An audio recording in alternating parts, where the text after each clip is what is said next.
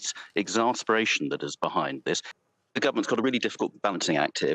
If you remember, the reason we've got this bill is because the Supreme Court ruled that the government's Rwanda plan fell short on certain things, such as the possibility of what's called refoulement and having better legal scrutiny or whatever. So the government has addressed a lot of those things, hopefully to the satisfaction of the Supreme Court.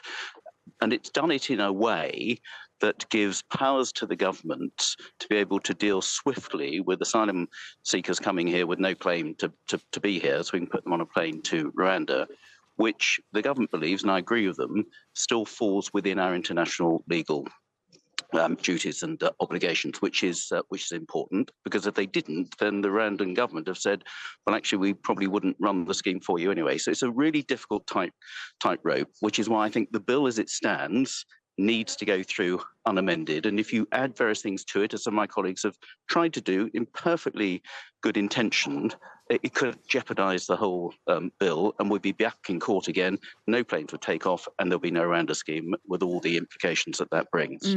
What do you expect the House of Lords, if it's passed tonight, and it's expected to, what do you expect the House of Lords to do with it? I think they will scrutinise it even more robustly, perhaps, than it has been in the House of Commons. There are lots more lawyers in the House of Lords who look at these things much more closely. But I hope ultimately, as they did on the illegal migration bill before the summer, they will bow to the will of the democratic elected chamber of the House of Commons and let it go through without any major amendments to it. There may be a little bit of tweaking here and there, but as I said, it's a really difficult balance which the government's had to put together to get the bill as it is today. So I'm confident it will go through the House of Commons within the next hour or so. We've had a really good debate, as Robin, you've just been speaking to, said, and that debate has been entirely on the side of Conservative MPs, with the opposition virtually opting out, not even being able to provide enough speakers, despite complaining that it wasn't having enough scrutiny in the Commons. So we've had a really good, robust scrutiny of the bill led by Conservative MPs, and I think that's good for the legislation. Yeah, I mean, look, scrutiny is great. Scrutiny is important. But you've had Suella Braverman this afternoon saying things like, this is the last chance to get this right.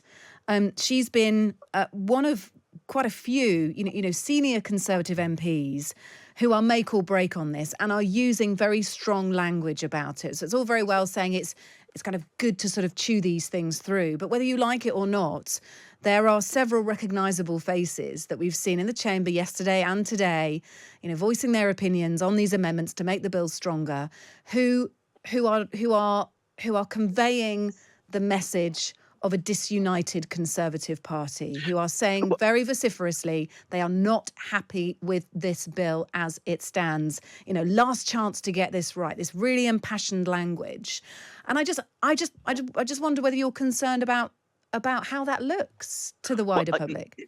I completely understand that, but the party is entirely united in that we want the Rwanda scheme to start, for planes to get off the ground, and for its deterrent value actually to be appreciated, which will result in far, far fewer people trying to come across the channel with people smugglers in small boats. We are entirely united on that.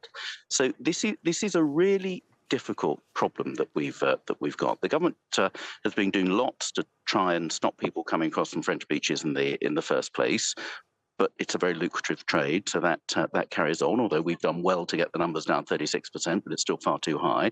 The government are doing better and need to do even better on processing applications of those people who've been here and can still apply for asylum. But the problem we have is there's a group of people who, once they make it into British territorial waters, they know that they're going to be here for the foreseeable because they come from countries for which it's virtually impossible to return them. And that's why the Rwanda scheme is such an important part of that jigsaw of solutions. And we've got solutions. Yeah, that is a solution. Everyone gets the common aim. Everyone within the Conservative Party wants to see planes take off to Rwanda.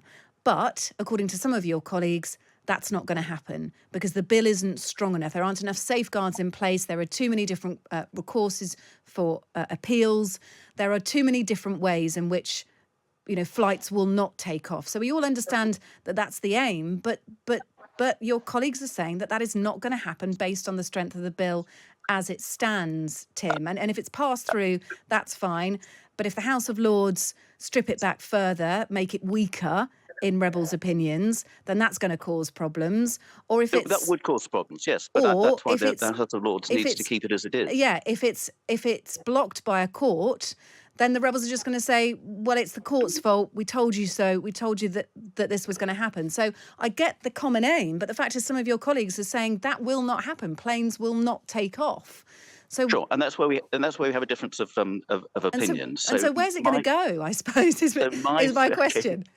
my fear is if some of the things that some of my colleagues were putting down in amendments got into the bill, I think it could fall foul of various legal obligations and would certainly have courts challenging it, and therefore the whole scheme is dead. If the bill didn't get through today, the whole scheme is dead. There's no deterrent. That's why I say it is a fine balance. Let's take one example.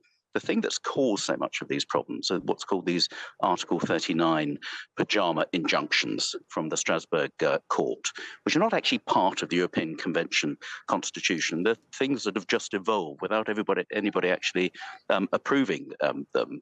Now, this bill says that those injunctions are still going to happen, although they need to be reformed, and the Strasbourg court has acknowledged they need to be reformed, but at the discretion of the minister as to whether he or she rejects them. Now, I think that is a good compromise. What the various amendments are putting down is saying that it's not even up to the minister; they would automatically be thrown out. I think it's much better to leave it to the minister. He can make a judgment, and then if there's no exceptional circumstances, to say no, that doesn't apply, and therefore we're not going to abide by that indication, which is not part of the ECHR convention.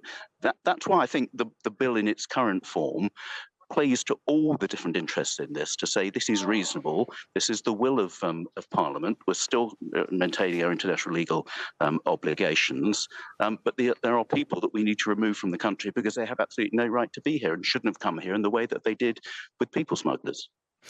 Look, there are 33,000 asylum seekers who've arrived in the country since July.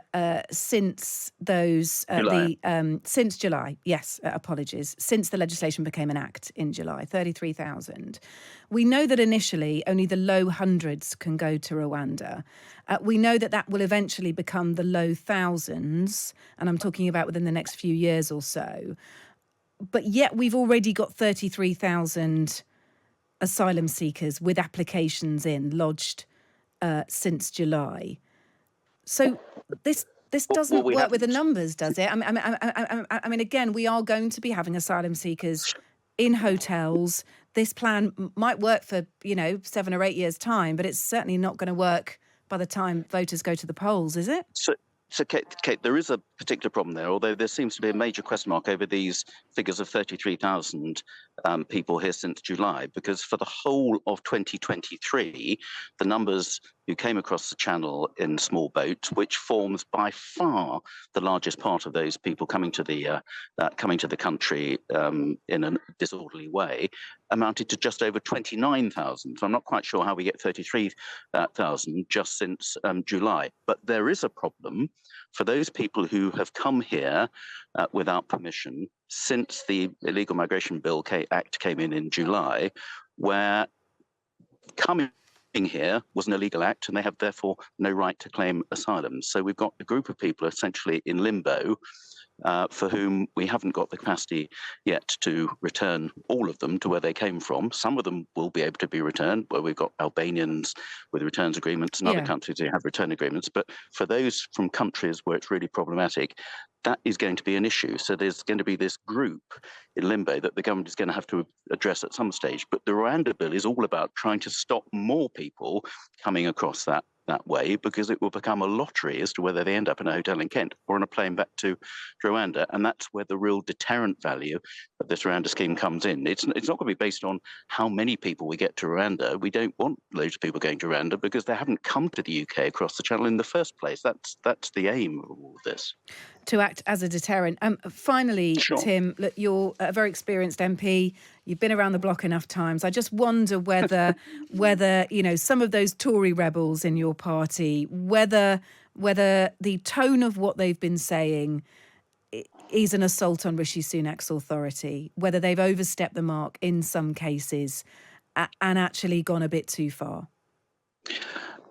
I think the language that one or two of my colleagues have used is not helpful, and I think some of them need to rein it in a bit.